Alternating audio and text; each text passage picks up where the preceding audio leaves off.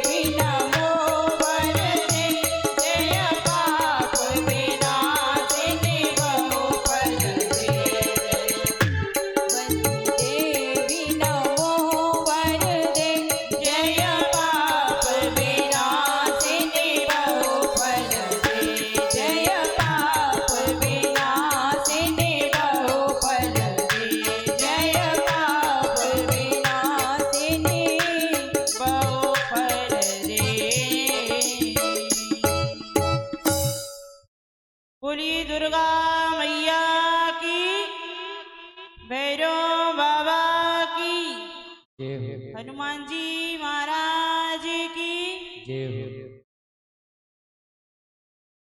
ये हमारे भैया है ना, कि भैया बोल रहे हैं संगीत वाले, और तुम लोगों की तो किसी की आवाज नहीं निकल रही। भोजन करके सीधे आ जाती है ना, इसलिए आवाज नहीं निकल पाती।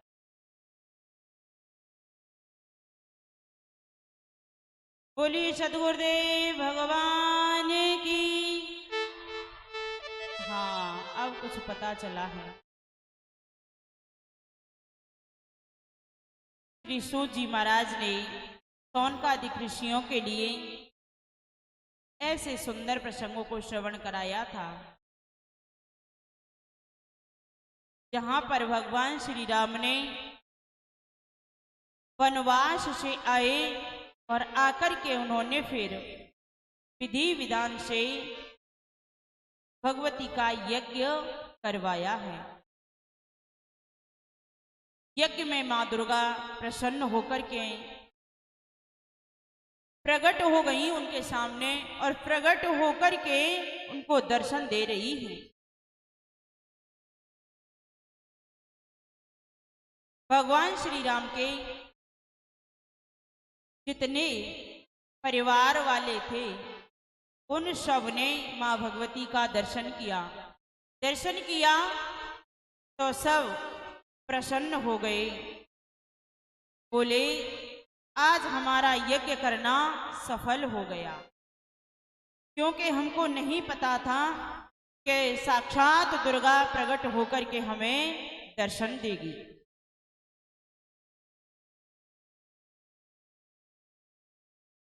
भगवान श्री राम ने अपने परिवारजनों को, सबको मां भगवती का आशीर्वाद दिलवाया, खुद ने आशीर्वाद को प्राप्त किया है।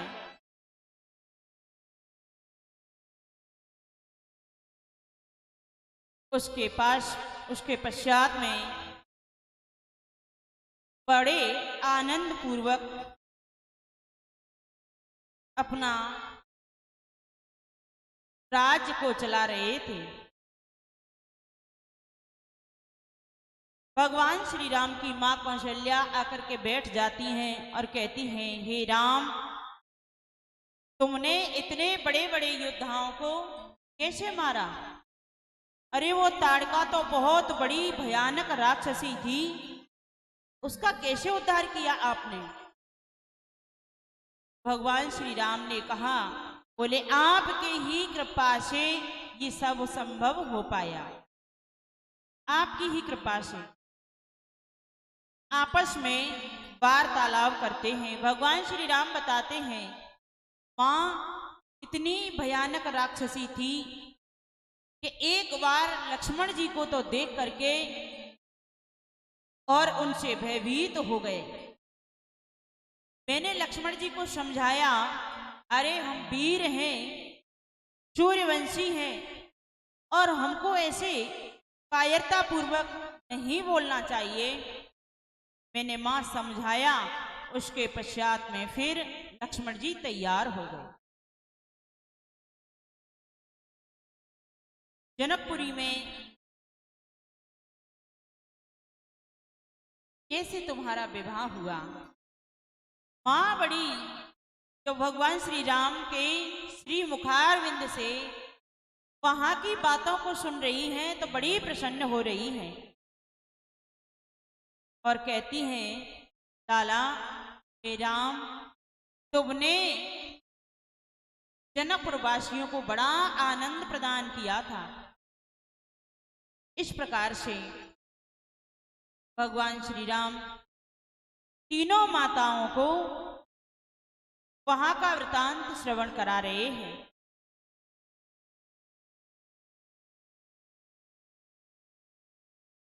श्री सूत जी महाराज ने शौनकादिक ऋषियों के लिए ये समस्त प्रसंगों को वर्णन किया है।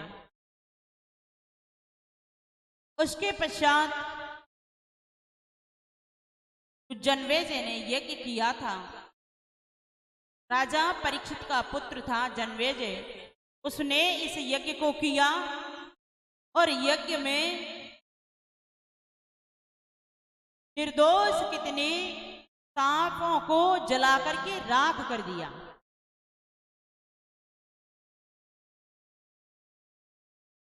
लेकिन जो सांप थे ना, कहते हैं कि कभी सांप के बच्चे को दूध पिलाएंगे, उसको पालेंगे तो वो तो काटने का ही काम करेगा, तुमसे प्यार थोड़े ही करेगा। एक संत थे, उन्होंने सांप को ही पाल लिया। सांप को पालते अपने साथ में रखते थे, वो दूध पिलाते, जहां पहुंच जाते उनसे ही दूध मांगा, एक कटोरी पिला देते। एक दिन क्या किया, संत बड़े नींद में थे और जो सांप था बार बार पे चढ़ रहा था, बार बार पे चढ़ रहा था। संत को बड़ी गुस्सा आई और उस सांप को उठा करके पटक दिया, सोने नहीं दे रहा है, परेशान कर रहा है। और जैसे ही उठा करके पटका, सांप दौड़ करके आया, संत को कई जगह डसा उसने और उसकी मृत्यु हो गई। तो सांपों को दूध पिलाएंगे तो वो काटेंगे, इसलिए कभी सांप बिच्छुओं का पालन पोषण नहीं करना चाहिए।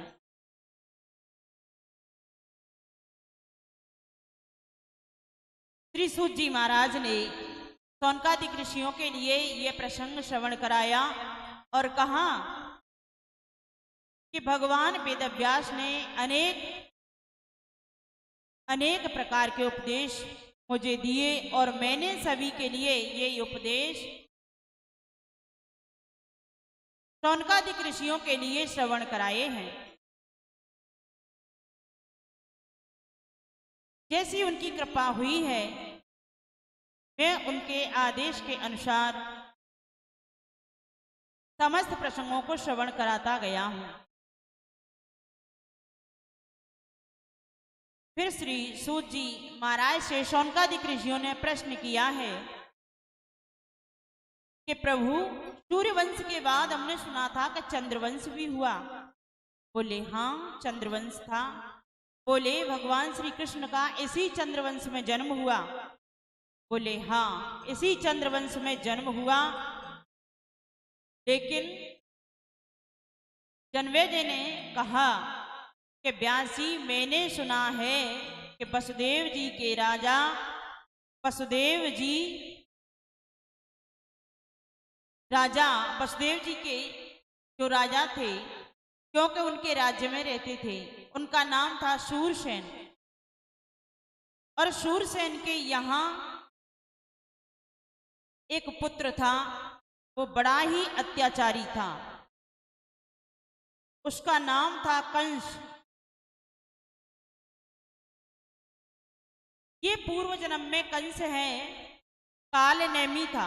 देवी भागवत महापुराण में इसको पूर्व जन्म में कालनेमी बताया है। पूर्व जन्म में ये कालनेमी था, लेकिन इसको भगवान से ईर्ष्या थी। जिस समय वसुदेव जी का विवाह हुआ मैया देवकी के साथ में, तो कंस ने अपने हाथों से उनकी विदाई की। और जैसे ही विदाई की तो उसी समय आकाशवाणी हुई और कहा, बोले तुम जिस अपनी बहन देवकी को अपने हाथों से विदा कर रहे हो, इसी का अष्टम गर्भ तुम्हारा काल होगा। इतना सुना कि काल होगा? बोले हाँ।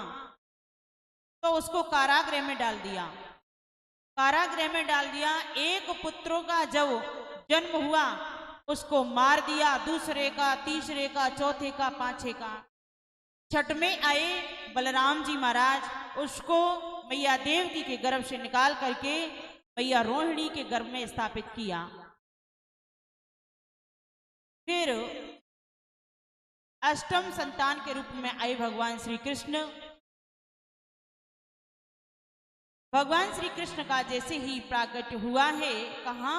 कारागृह में, जेल में, जहां पर चोरों को, डाकुओं को बंद किया जाता है, उस जगह पर भगवान का जन्म हुआ।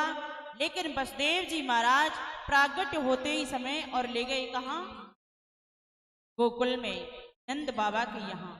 वहां से एक कन्या को लेकर के आए। कन्या को मैया देवकी के बगल में सुला दिया। जैसे ही कंस को पता चला, क्योंकि यहां तो बिल्कुल शॉर्ट में बताया है, आगे इसका विस्तार है, संक्षिप्त में श्रवण कराया है। बोले उस कन्या को लाकर के मैया देवकी के बगल में जैसे ही सुलाया, तो कंस ने आकर के देखा कि जो अष्टम संतान होने वाली थी उसने जन्म ले लिया। जोर जोर से रोने लगी। जो कन्या है वो जोर जोर से रो रही थी। उसी समय कंस ने जाकर के कहा, बोले भगवान, मैं तो कह रहा था कि पुत्र होगा, लेकिन ये पुत्री कैसे हो गई?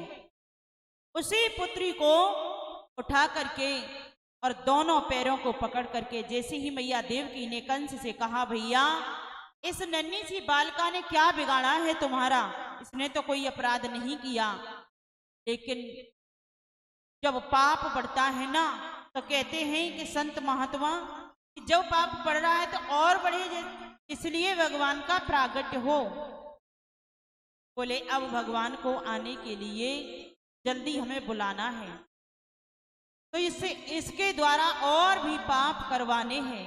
देवर्षि नारद जी ने कहा, बोले देख क्या रहे हो, चाहे कन्या हो चाहे पुत्र हो, है तो संतान, क्या पता ये कन्या ही तुम्हें मार डाले, कोई भरोसा है क्या?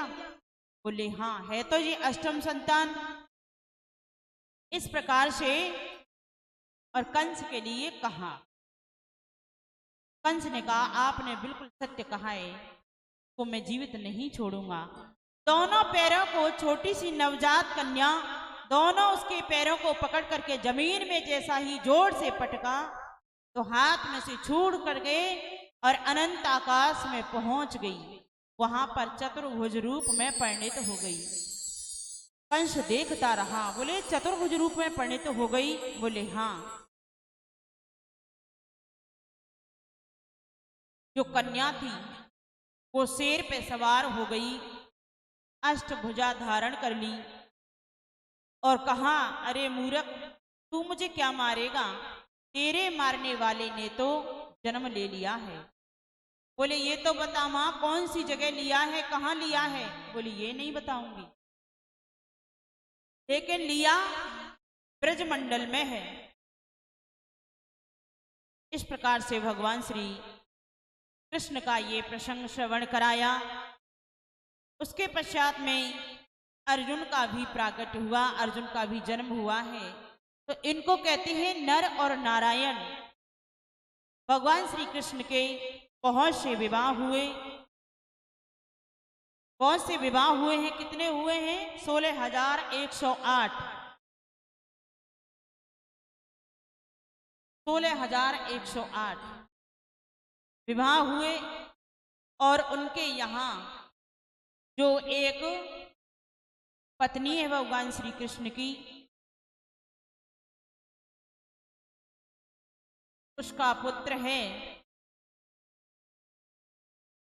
जिसका नाम है प्रद्युम्न। प्रद्युम्न को चुरा करके ले गई कौन? चित्रलेखा। प्रद्युम्न को देखा था स्वप्न में और देख करके कहा, बोले ये तो बड़ा ही सुंदर स्वरूपवान है, इसका विवाह तो मेरी सखी के साथ में होना चाहिए। भगवान श्री कृष्ण ने फिर तम्रासुर के यहाँ युद्ध किया और भगवान श्री कृष्ण को पुनः वहां से छुड़ा करके लेके आए। भगवान के बहुत बड़ा परिवार था, लेकिन जब परिवार का ही पाप बढ़ता है तो उस समय भगवान श्री कृष्ण ने कहा कि सबसे ज्यादा तो मेरे परिवार का ही पाप बढ़ा है, इसका मैं उद्धार करूंगा। बहुत बड़ा परिवार था। भगवान श्री कृष्ण ने बहुत समझाया अपने पुत्रों को, संतान को, लेकिन नहीं माने।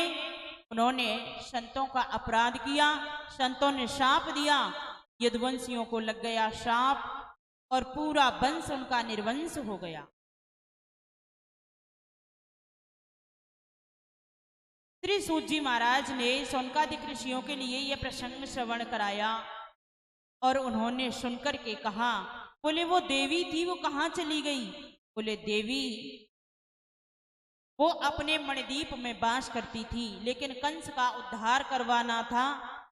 जो कंस का पाप बढ़ रहा था, इस कारण से मां भगवती अनेक रूप धारण करके और अपने भक्तों की रक्षा करने के लिए आती हैं।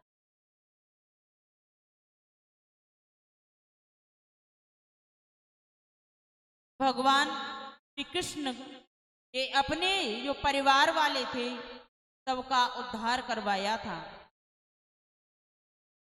बहुत से ऐसे होते हैं कि अपने परिवार को बचाने का प्रयास करते हैं, लेकिन जब पाप बढ़ता है इस धराधाम पर, तब भगवान अवतार लेकर के और इस धराधाम पर आते हैं, प्रकट होते रहते हैं। मां भगवती है, वो कोई और नहीं है, भगवान श्री कृष्ण है, भगवान श्री राम है। एक ही शक्ति है जो अनेक रूपों में प्रकट होती रहती है समय समय पर।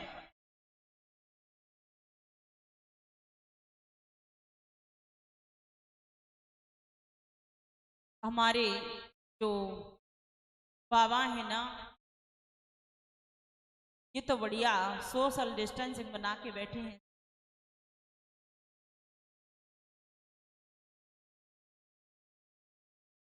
कल हमने बात भी की थी, अगर मास्क की व्यवस्था हो है तो सबके लिए मास्क बांट दो भैयाओ। जो मैया है वो तो अपनी अपनी, क्योंकि ऐसा समय है, मास्क हो। देखो मैया तो अपने अपने मुंह को सब बंद करके बैठी हैं, लेकिन जो सब है ना उनके लिए मास्क मिले तो सब लगा लो। बता रहे थे सैनिटाइजर की भी व्यवस्था की है, मास्क की भी की है, लेकिन हमने तो किसी के मुंह पे मास्क नहीं देखा। पता नहीं, व्यवस्था तो है लेकिन बांटा नहीं है। हमने तो नहीं देखा कि किसी बांटे हो और कोई लगा के बैठा हो। ऐसा समय है, इस कारण से ये अपनी ही सेफ्टी है। अपनी भी सेफ्टी और दूसरों की भी सेफ्टी है।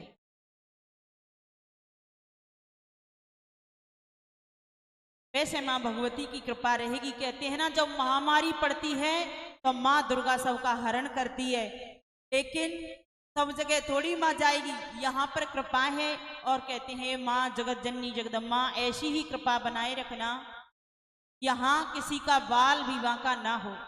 हम तो इस व्यासपीठ से यही प्रार्थना करते हैं। बोलिए दुर्गा मैया की।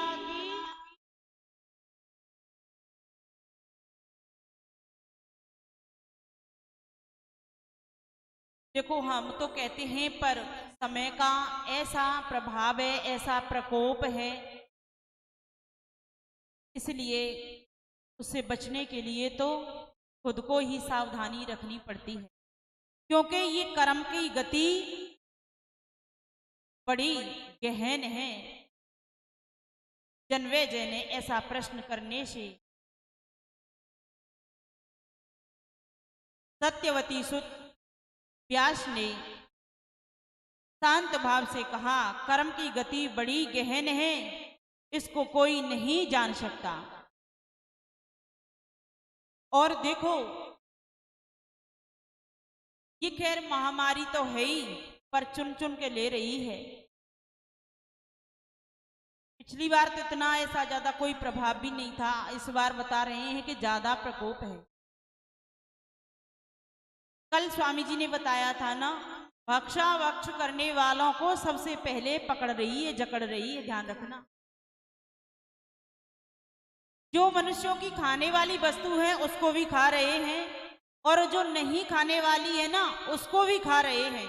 तो सबसे ज्यादा प्रभाव उन्हीं लोगों पर पड़ रहा है जो मांस भक्षण करने वाले हैं, मदिरापान करने वाले हैं।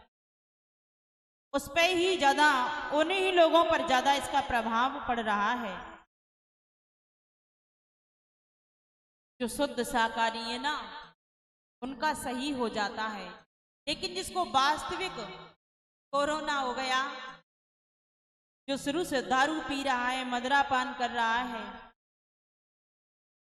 मांस भक्षण कर रहा है, उन पर ज्यादा असर है। और होना भी चाहिए। दूसरों के जीवों को मार मार करके खा गए, अपने शरीर को क्या बना लिया बताएं? चलता फिरता कब्रिस्तान। पता नहीं कितने जीव जंतुओं को खा गए। ये शरीर बन गया क्या? चलता फिरता कब्रिस्तान। सबको पचा गई। भगवान ने जी बहुत बड़ी कृपा करके मानव जीवन दिया हमको, और ऐसे बुरे कामों में इसको बर्बाद कर देते हैं। देखो भैया, बदला तो लेना होता है, चाहे कोई भी हो, उसके प्रारब्ध को कोई मेट नहीं सकता। कर्म हम करेंगे तो फल कोई दूसरा भोगने के लिए नहीं आएगा, फल भी हमको ही भोगना पड़ेगा। कर्म हम करेंगे तो फल भी हम ही भोगेंगे, और कोई दूसरा थोड़ी भोगेगा। इस प्रकार से वेदव्यास जी महाराज ने देवर्षि नारद जी से इधर में जन्मेजय के लिए भी इन प्रसंगों को श्रवण कराया है, और कहा, बोले आप चिंता मत करो, जो कर्म करता है उसका फल भी वही भोगता है। कर्म भी तीन प्रकार के होते हैं। एक होता है संचित, प्रारब्ध और क्रियामाण। तीन कर्म होते हैं, संचित, प्रारब्ध और क्रियामाण। ये कर्म तो ब्रह्मज्ञानी को भी भोगना पड़ता है। ब्रह्म ज्ञान के होते ही संचित जाएं बिलाए, ब्रह्म ज्ञान के होते ही संचित जाएं बिलाए, और क्रियामाण होते नहीं प्रारब्ध रह जाएं। प्रारब्ध तो फिर भी रह जाता है, ब्रह्मज्ञानी को भी भोगना पड़ता है। जब हमको ज्ञान हो गया, जानकारी हो गई, तो आगे क्रिया नहीं होगी। ब्रह्म ज्ञान के होते ही संचित जाएं बिलाए, जो वर्तमान में चल रहे हैं वो नष्ट हो जाएंगे। लेकिन आगे जो क्रिया है वो होगी नहीं, लेकिन प्रारब्ध फिर भी रह जाता है। प्रारब्ध तो जीव को भोगना ही पड़ता है।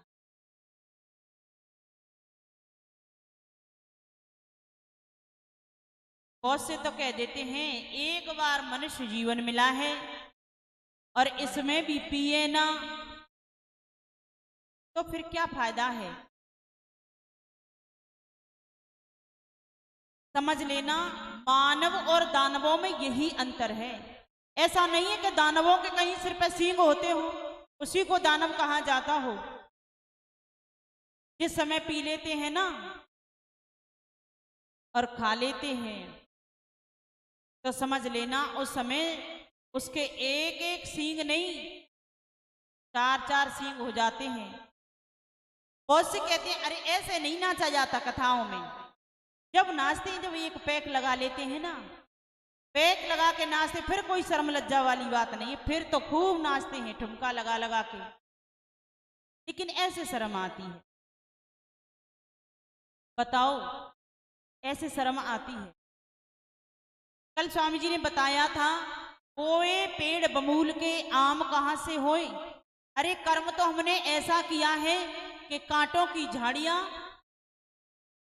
हो गई चारों तरफ और हम आम खाना चाहते हैं तो आम ऐसे नहीं मिल सकते।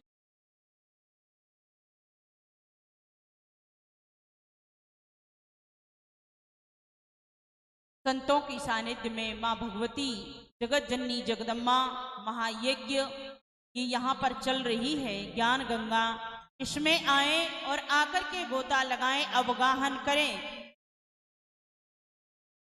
कुछ तो आपको समझने के लिए मिलेगा, उसको आप धारण करें। कि जब तक अनवज्ञ जीव होता है उसको कोई समझ नहीं पाता, उसके दिमाग में भी कोई बात नहीं चलती। उनको क्या पता है, खाना पीना बस यही। लेकिन जब हमने कहीं से सुना और सुनकर के उसी मार्ग पर चल पड़े तो समझ लेना वो श्रेष्ठ है।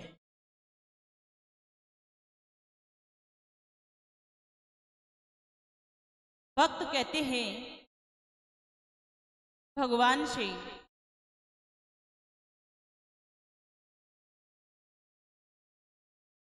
आपने अपना बनाया, मेहरबानी आपकी।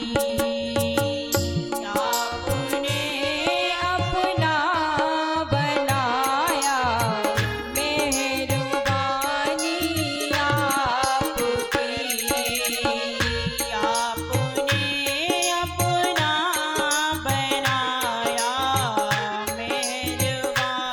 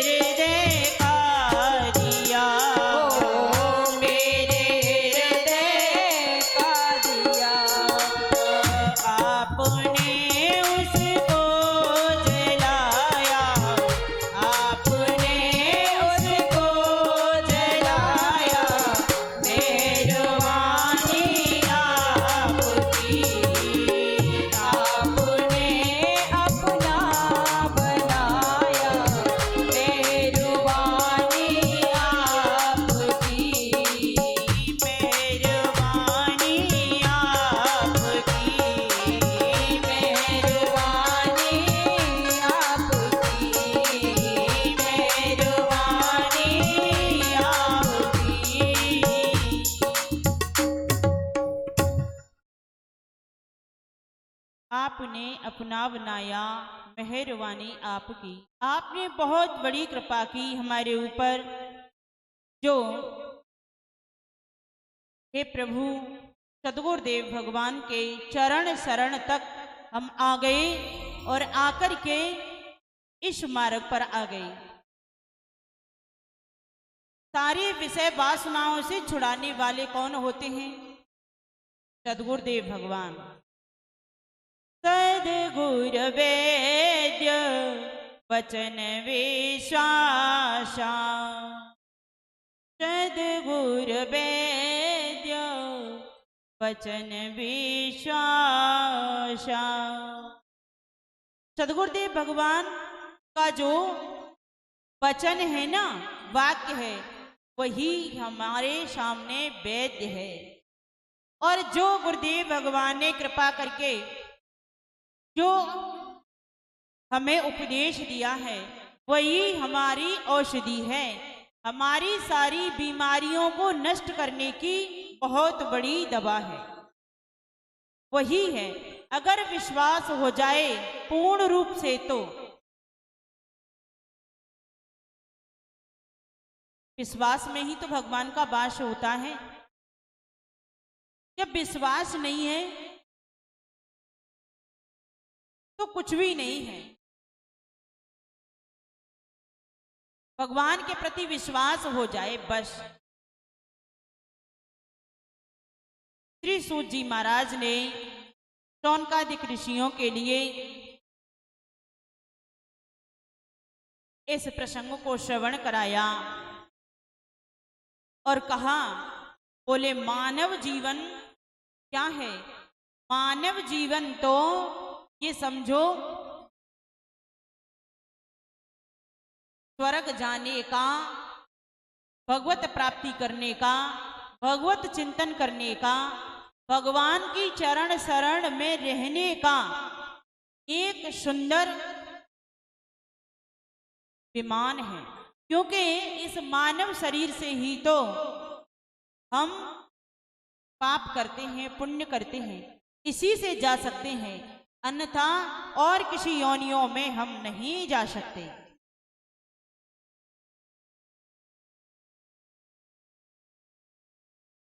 और किसी योनियों में नहीं। बड़े भाग्य मानुष तन पावा, सुर दुर्लभ सद ग्रंथन गावा। बड़े भाग्य से ये मानव जीवन मिला है, और इस मानव जीवन को पा करके व्यर्थ में ही अपने पूरे जीवन को नष्ट कर दें, तो फिर क्या फायदा है इस मानव जीवन का? नाम पहरुआ दिवस निशि, ध्यान तुम्हार कपार। आपका जो नाम पहरुआ, नाम है ना, वो हमेशा पहरा देता है। मैया जानकी जी ने जनकपुरी में, मैया जानकी जी ने रावण के यहाँ अशोक वाटिका में यही शब्द कहा था। भगवान श्री राम का नाम जपती रहती थी। भगवान राम ने कहा था, बोले इतना समय हो गया मेरे से अलग रहते, मेरा वियोग हो गया है, तो फिर भी जानकी जी ये शुक्र मनाओ कि अभी जीवित हैं। तब कहा हनुमान जी महाराज से कि मैं तो आपके प्रभु का ध्यान मस्तिष्क में करती रहती हूँ, और नाम जप अपनी जीव से। प्राण जाए कई बाट, कौन से मार्ग से प्राण जाए, मैं उनका ध्यान चिंतन स्मरण करती रहती हूँ।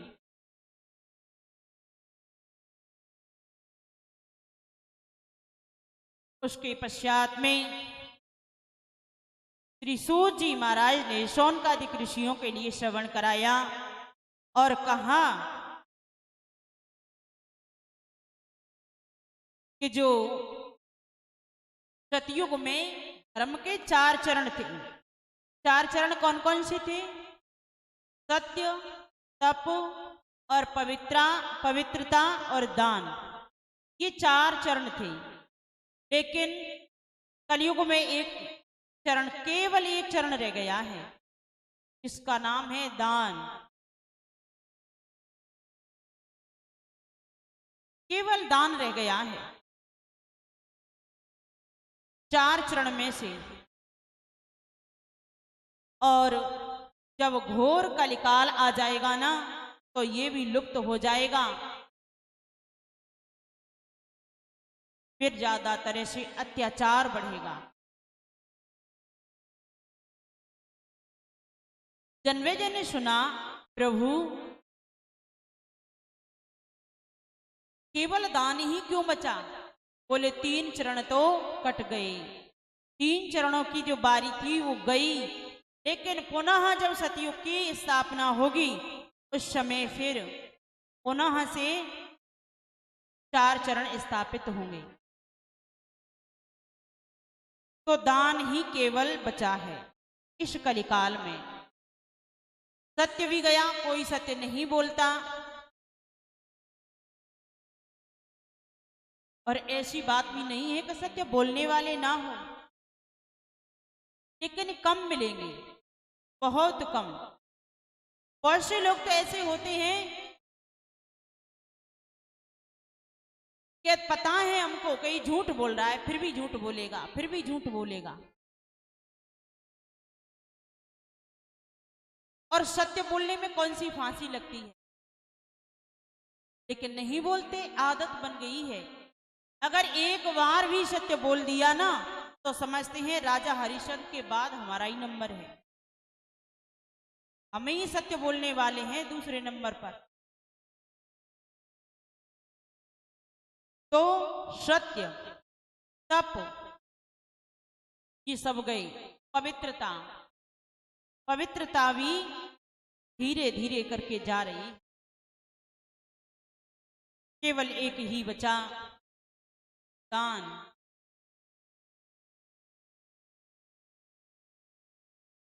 खाया पिया अंग लगेगा, खाया पिया अंग लगेगा, और खाया पिया अंग लगेगा, दान किया धन संग चलेगा, ताले का धन जंग लगेगा। तो चाहे किसी भी प्रकार का हो, ताले में बंद करके रख दो तो समझना जंग लग जाएगी। एक दृष्टांत, जैसे एक सतगुरुदेव भगवान आए, फिर दीक्षाली उनकी बड़ी सेवा पूजा अर्चना की। उन्होंने कहा, बोले भैया तुमने खूब सेवा की है हमारी, अब क्या करें? बोले प्रभु कुछ ऐसा कृपा प्रसाद दो तो हम आगे के मार्ग को और तय कर लें। संत को हंसी आई। फिर उन्होंने क्या काम किया कि 2 चना थे, 2 चना दे दिए। 2 जो भक्त थे दोनों को चना दे दिए। एक ने क्या काम किया, उस चना को पहले तो एक पन्नी में बांधा, फिर कपड़े में बांधा, कपड़े में बांध के और फिर उसको लॉकर में रख दिया, अलमारी में अंदर पैक करके। दूसरे ने क्या किया, उस चना को बो दिया तो एक पेड़ हो गया, उसमें से एक 250 ग्राम चना निकले। फिर दूसरी साल फिर बो दिया, तीसरी साल फिर बो दिया। और बोले भैया मैं देके इन वस्तुओं को जा रहा हूं ना, जब आऊं मुझे सुरक्षित मिलनी चाहिए, जब आऊंगा तब पुनः मैं ले लूंगा तुमसे।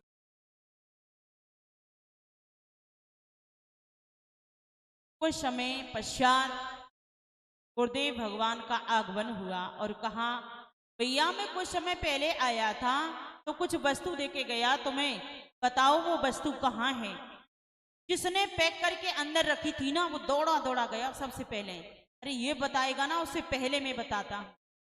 गया, अपनी अलमारी को खोला, उसके लॉकर में से जो डिब्बी थी उसको निकाल के लेके आए। डिब्बी को खोला, फिर कपड़े को खोला, फिर कपड़े में से एक पन्नी में बंधा, फिर पन्नी को हटाया, जब देखा और उस चना को ऐसे मीड़ा तो एकदम वो तो घुन गया था, नष्ट हो चुका था, तो कुछ नहीं कहा। जब दूसरे ने कहा, बोले भैया तुम बताओ तुमने कहाँ रखा था, तुम भी दिखा दो कहाँ कैसा रखा है। उसने जाकर के और अपने कमरे को खोल करके दिखा दिया। बोले गुरुदेव देखो ये है जो आप दे के गए थे। तो कहा, बड़े प्रसन्न हुए और उन्होंने कहा, बोले ये है सत्य बात, तो इसीलिए मैं दे के गया था। धन्य हो तुम जो इतनी जल्दी मेरी बात को समझ गए। बोले मैंने तुम्हारे लिए दिया था बढ़ाने के लिए, ऐसा नहीं कि इसको बंद करके रख दो, तुमने तो नष्ट कर दिया।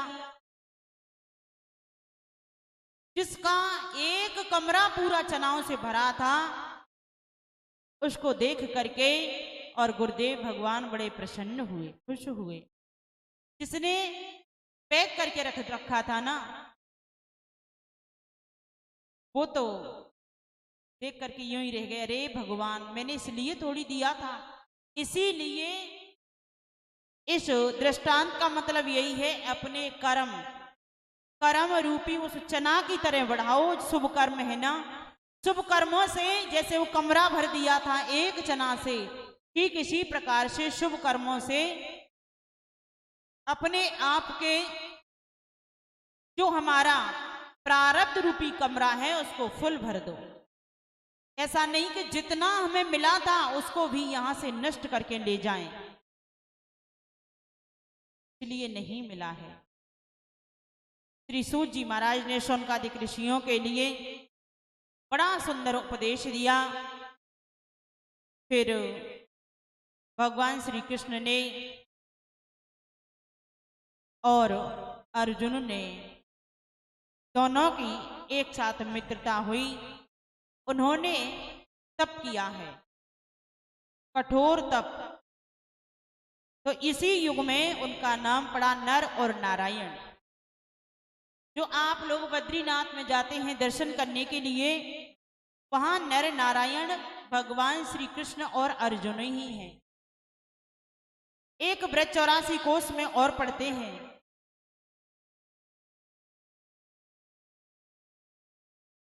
बद्रीनाथ दर्शन किए कभी? किने दर्शन किए ब्रज 84 कोष वाले बद्रीनाथ भगवान के? जो ब्रज 84 कोष की परिक्रमा करते हैं ना, उन्होंने दर्शन किए होंगे। तो ये बरसात के समय में सभी तीर्थ चातुर्मास करने के लिए पूरे ब्रजमंडल में आ जाते हैं। जो इस समय उत्तराखंड में हैं, वो सभी तीर्थ ब्रज 84 कोष में आ जाते हैं।